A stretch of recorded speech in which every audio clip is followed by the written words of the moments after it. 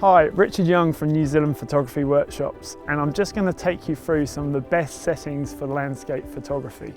So first of all, I'd like to look at some of the camera shooting settings. I'm going to be running through all these settings on a Nikon Z8 camera. But if you have a different model or make of camera, some of these settings might be called something slightly differently or found somewhere differently on the menu, but where possible, I'm going to try and refer to other names for these settings as well. So first of all, we want to make sure all our menu settings are set up before we head out shooting. We don't want to spend time digging through our menus when we're out in the field.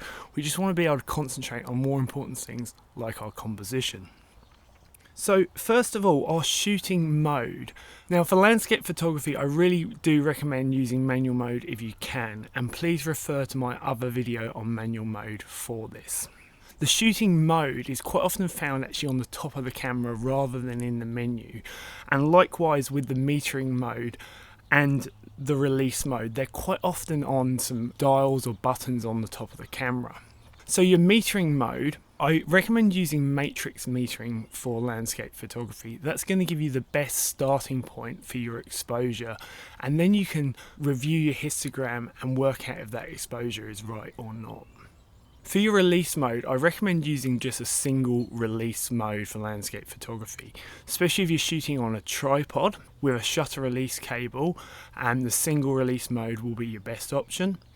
If, however, you don't have a shutter release cable, consider using the 2-second timer or the 2-second delay mode, because it's just going to take out the vibration of you pressing the shutter on the top of the camera. The only time we'd want to use, say, a burst mode for landscape photography is if we're trying to capture some action like waves crashing up on some rocks.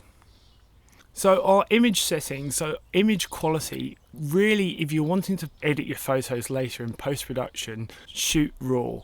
And RAW will give you the best files to edit in the likes of Lightroom later on. Having said that, all RAW files do require editing. So if you don't want to edit your files at all and you've just got no interest in that, you're actually almost better off shooting JPEG because you'll get a better quality file straight out the camera.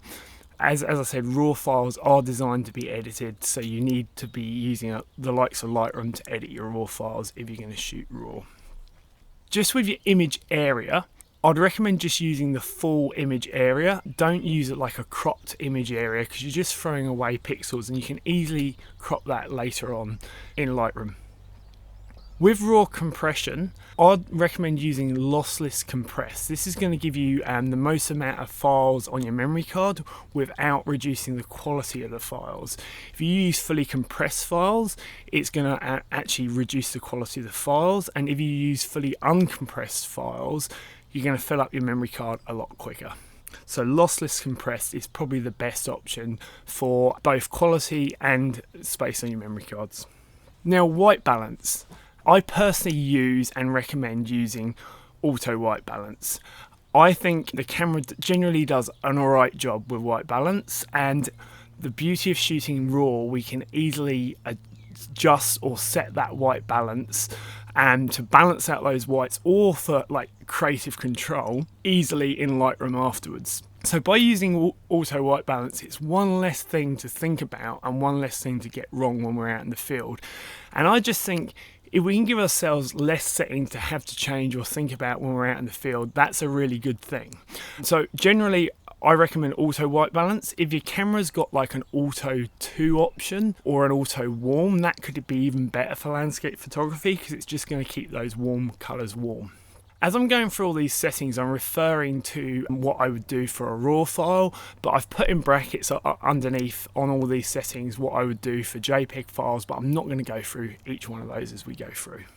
Your picture control or your picture style. Now this is another thing that actually has no effect on the RAW file. Changing your picture control from say standard to vivid or landscape or whatever in your camera, it's going to change the back image on the back of your camera, but it's not going to change your RAW file because that's tagged with a profile when we bring it into Lightroom. And again, we can change that easily in Lightroom, so there's no point changing this while you're out shooting if you're shooting RAW. Having said that, it is going to affect that back review screen. So for the best sort of natural and neutral back review screen, I would use natural or neutral, and that's going to give you something close to what you're seeing. And also, more importantly, it's going to give you the most accurate histogram to your raw file, because those histogram displays also based off those JPEG settings. So changing that picture control will basically change your histogram ever so slightly, but it's not going to change your raw file. So I'd recommend just using neutral or natural, getting quite a sort of natural view on the back of the camera, and it will give you the best histogram. The only time I would recommend using a different picture control setting is if you're wanting to shoot black and white. If so, I'd put it in the monochrome view mode, because then we can see the black and white preview come up on the back of the screen, or even when we're shooting in live view, that black and white live view display. And that's just going to help us compose with black and white, because it is a bit different seeing in black and white. Now, the color space, now that's a setting that doesn't actually, again, affect your raw file. So I'd just leave it on Adobe RGB, or just don't worry about it. Active D highlights, or highlight control. This is a feature to basically extend the dynamic range of your files, but it only works on JPEG files. So again, we don't want to use it on raw files, and we're best just to turn it off, because if we've got it turned on, it's actually going to mislead us with things like our exposure. Long exposure noise reduction. Now this is one thing that does actually affect the raw files. So with long exposure noise reduction, what happens whenever you take a picture longer than a second, it's going to take a second frame to the same length of time, but essentially with the shutter down, and it's going to measure the amount of noise on that black frame and reduce it from your first actual shot. So it's a really good feature. It gets rid of some of those hot pixels and some of the noise that we get that builds up essentially by heat with long exposures. Having said that, it will take double the length of time to take all the photos. So if you take a 15-second photo, it will actually take 30 seconds. So it can be slightly annoying, but as long as you can live with that extra time, I personally would leave it on, because it's just going to give you better quality files with less noise. Now, high ISO noise reduction, that doesn't actually affect your raw file, so you're best off just turning it off. And likewise with vignette control, diffraction compensation, and distortion control, none of them affect your raw file, so just leave them all off. Flicker reduction. Now this is a feature that's designed to reduce flicker with artificial lighting. Now when we're shooting landscapes, we're out under natural lighting, so leave this feature off. Vibration reduction. Now this is sometimes found in your menus, or it can sometimes be on a switch on the actual lens itself, because sometimes the VR or vibration reduction is built into the lens, or sometimes it's built into the body, or sometimes it's built into both. Now, if we're shooting landscapes and we're using a tripod, we need to turn the vibration reduction off. And this is actually really important. If we don't turn it off, we are going to get softer images, because VR is only designed for handheld shooting, and having it on a tripod will essentially make everything slightly softer. So make sure you turn it off when shooting on a tripod. But if you are going to shoot handheld, utilize it and turn it on. Now, I find this is a setting that's really easy to accidentally leave on, especially if I've been shooting handheld, then go back to a tripod. So this is something that I always sort of double check that is turned off every time I go out and shoot. Bracketing. Now, I really don't recommend using any form of auto bracketing if you're shooting in manual mode. If we're shooting in manual mode, if we do want to take a brighter and a darker picture, we can easily do that by just adjusting our exposure with, say, our shutter speed. If we use an auto bracketing feature, it's actually going to be quite hard to work and quite confusing to work, because every time we take a picture, it's going to take that set of pictures, and if we're trying to get something right, like we're trying to get our exposure right for our filters, or we're trying to get our focus point right, or something like that, it's just going to sort of almost confuse things. And also if we're reviewing our histogram, which one are we reviewing, the first one or the last one? So I would really recommend not using auto bracketing and utilizing your histogram and getting that exposure right, and then taking a picture brighter or darker if you need to. Now, some of these settings can be quite hidden in the menus, so if there's any of these settings or other settings that you find yourself constantly actually needing to change in the field for some reason, so for example, a classic one for this is vibration reduction, I'd really recommend putting these into your quick menu. And that way, that quick menu, if we need to call up any of these settings in the field, we can quickly press that quick menu and call them up and change them, but also it's a really good way of checking that things like our vibration reduction is turned off when we're on a tripod. So I always have my vibration reduction on my quick menu, and when I head out shooting, I just quickly press that quick menu and look over all those main settings, like ones that I would often change, and make sure that they're right. So I now want to look over some of the shooting display settings, and these settings have become even more important, and there's actually even more settings and things to change in here on the modern mirrorless cameras, because we're always looking through those live view shooting displays.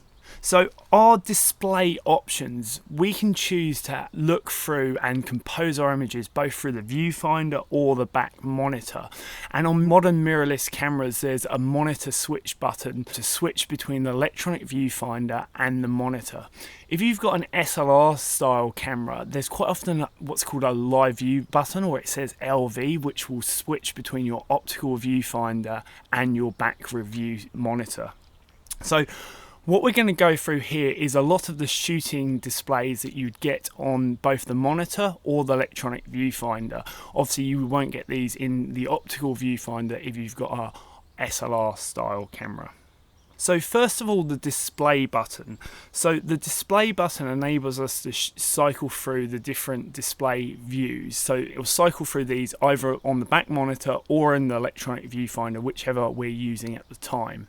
So we can cycle through that display button to get a clean view, to bring up our shooting info, a grid view, electronic histogram, or an electronic level. And these can all be really useful things to help us both compose our images and get our exposure right. So I just want to look at a couple of these options. So first of all, the live view histogram. Now this can be a really useful option just to sort of evaluate your exposure before you take a photograph. Ideally, we are using our light meter to get our exposure right, but the live view histogram can just be another tool of seeing, does that exposure look right before I take the frame? So it's really useful to have that when you're trying to work out your exposure. The virtual horizon or electronic level is another great option to use in your display. It just enables us to make sure those images are straight, and there's nothing worse than taking an image slightly crooked, having to crop it later on, and actually losing a bit of the image because we're having to crop it. Now, you can normally quite often customize these different shooting displays.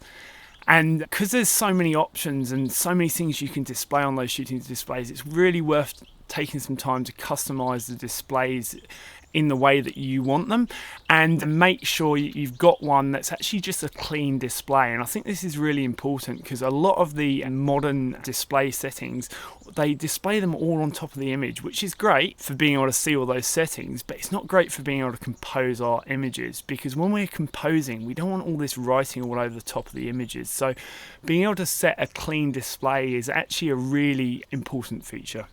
So that brings us to the view mode, or the photo and live view mode. Now this enables us to simulate all those settings like our exposure and things like our white balance onto our live view display. Now this can be a great feature, especially if you're just getting your head round exposure and adjusting exposure, because as you adjust your exposure, you're going to see that the live view display come brighter or darker. So it's great to evaluate our exposure a little bit before we take the image, but then also just see those settings change in real time. Having said that, I quite often find it a little bit annoying as well, and can be slightly distracting, just because every time I adjust the settings, they change on the back of the camera, and I take a filter out, I put a filter in. So I personally have mine turned off, and I just get that consistent sort of clean view the whole time, and it's more like shooting through the optical viewfinder that I was used to on an SLR style camera. But for most people, especially if you're just getting into sort of working out your exposure, you will benefit from having these turned on. Custom functions. So there's quite a few custom function buttons on your cameras, and you can set these to custom functions to bring up any of your view mode settings or your live view settings or any other settings that you utilize quite often. And I'd really recommend taking some time to set these buttons to something that's useful for you. And you can set them to things like a clean live view display or depth of field previews or things like that, so you're not having to go again into menus to change some of these settings. What I'd like to look over now is some of the focus settings in our camera. So generally for landscape photography, and I would recommend utilising the autofocus system in your camera. We've got great autofocus systems these days, and it's worth utilising those. And I would recommend using, for your focus mode, autofocus S or single autofocus, because we don't need to continuously autofocus when we're shooting landscapes. Now, the important thing about using autofocus is taking control of it and deciding where you want the camera to focus. And the way we really take control of the autofocus is by using a single autofocus point. That gives us control where we put that focus point and where we're going to focus in the landscape. So for autofocus area, I'd recommend setting that to a single point autofocus. So there's a few different ways to utilise your autofocus systems. There's either in the viewfinder or on the back monitor view. And to move around that focus point, what we can do, especially if we're looking through the viewfinder, but this will also work on the back screen, is that use the multi-directional controller to move around that focus point in the landscape to the area we want to focus.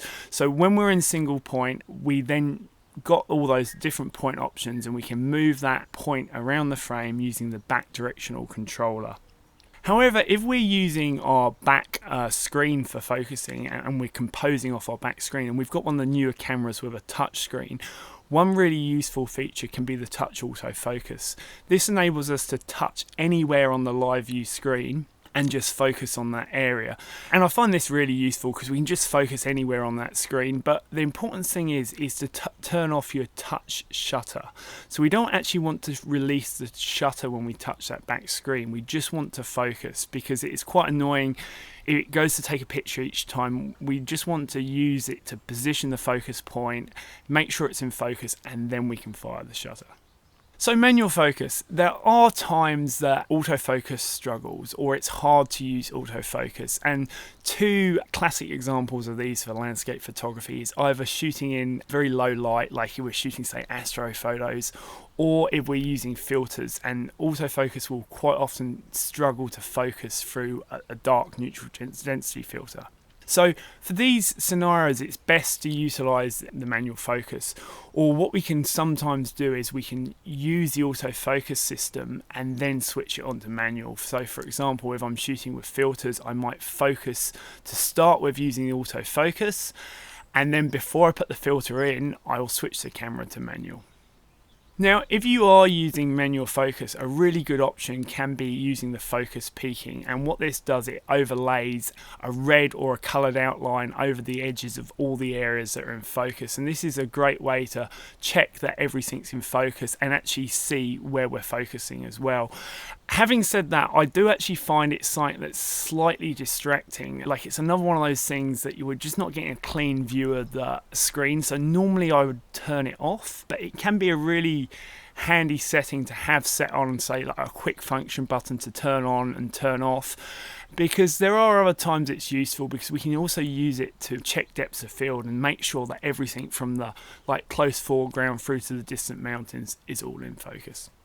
So our autofocus activation, so where our autofocus is activated from. Now this is a really important option, and you might have heard of a term called back button focus. So I personally use back button focus all the time for my landscape photography, and what back button focus does, it disables the autofocus from the shutter button. So by default on most cameras, the autofocus is set to the shutter button, so when we half press the shutter button, the camera will focus. Now this can be great if we're just wanting to pick up our camera and take a photograph, but there's times in landscape photography that we're wanting to just really fine-tune that focus and get it right, and I find by having the autofocus removed from the shutter button and just having it on the back button enables me to control the focus and the taking of the picture separately. And the great thing about this is it enables me not to have to switch in between, say, autofocus and manual focus when I'm, say, putting a filter in, because I can focus on the back button and then put the filter in, and I don't have to worry about camera not focusing or switching the camera between auto and manual. So, and also it means that once you've got the focus right in a scene, like if we're taking a photograph and we've got our focus right, and then we decide that we want to slightly move the frame up and down a bit, and our focus point moves up and down, we don't have to then go and move that focus point down and refocus it every time we take a shot, because our distance to those objects haven't changed. So I find by having my autofocus activation turned on to the auto AF only option, so it's only on that back button, that AF button, enables me to separate that autofocus from the shutter and decide when I want to focus. Now, if you haven't used this before, it is something that takes a bit of getting used to, because you'll be used to picking up your camera and just pressing the shutter button and it focuses. So whenever you move over to this mode for the first time, it will take a bit of getting used to, and you do have to remember to press that back button every time you want to focus. But once you get used to it, it is a great feature. So lastly, I just want to look over some of the review settings on our cameras. Now, this is one of the great advantages of digital photography, is that we can review the picture straight after we've taken it. We don't have to wait for weeks like we did with film. So, and there's some really great features in the review to make sure we've got the picture we want and it's exposed right, it's focused right, so we're not disappointed when we get home. So it's really important to review your pictures when you're out in the field. To review the pictures, we press the black playback button on the back of the camera, and that will bring up the last picture that we've taken, and then we can flick through the last images. But we can also turn on the auto review feature, and that's going to bring up the picture after we've taken it each time. I really recommend having that turned on.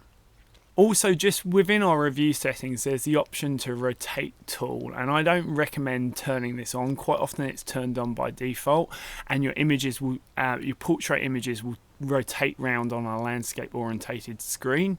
Turn this off and just rotate your camera around when you want to look at it that way round, because that way it will give you the full screen display when you're shooting portrait images. So our display playback options, there's various different display playback options we can set or turn on. Now, I don't recommend having all of your different display playback options turned on, because it's too many screens to cycle through each time. So I'll just recommend turning on the ones you use or the ones you find most useful. And the three that I turn on myself are like a clean image display of just the image, and then one with the RGB histogram, and then one with the highlight warning on it. So the important thing then is to utilize the review screen to check we've got the shot that we want each time, and we can check our exposure using the RGB histogram and also the highlight warning. But the RGB histogram will give us the best evaluation of the frame, and the reason I recommend turning on the RGB histogram, red, green and blue, which shows all three of our different channels as opposed to just the overview histogram. There's quite often times when shooting landscapes that one colour channel will be further to the right than the other. And a classic example of this is shooting sunsets. We've got a nice big bright red sky, and that's the brightest area of the image. So in this situation, the red channel would be a lot further to the right than the green and the blue channels. Now, if we're just using that overview histogram, that's going to be a balance out of all three channels combined. So it's not going to actually show that that red's as far to the right, and it could lead to us blowing out just the red channel. And that's going to lead to sort of reduced saturation in that red sky, which is what we're probably trying to capture if we're shooting at sunset. So by having the RGB histogram and reviewing those individual channels is actually really important to see if one channel is just blowing out, because as I said, that's not always shown on that overview histogram, and there are a lot of times in landscape photography that one channel will be further to the right. Another time is shooting under a bright blue sky when the sky is the brightest thing in the image. The other thing we want to do is just check our sharpness. So we want to make sure that the image is nice and sharp and in focus each time we've taken it, because if it's not sharp, we can go back and adjust some of our settings or adjust our focus to get that right and get everything sharp in the frame. So make sure you zoom into your image at 100% and check your focus. So I hope looking over these settings has helped you with setting your camera up in the best way for landscape photography. And as I said earlier on in the video, make sure you get whatever you can set up before you head out shooting, so you've got less to think about when out in the field.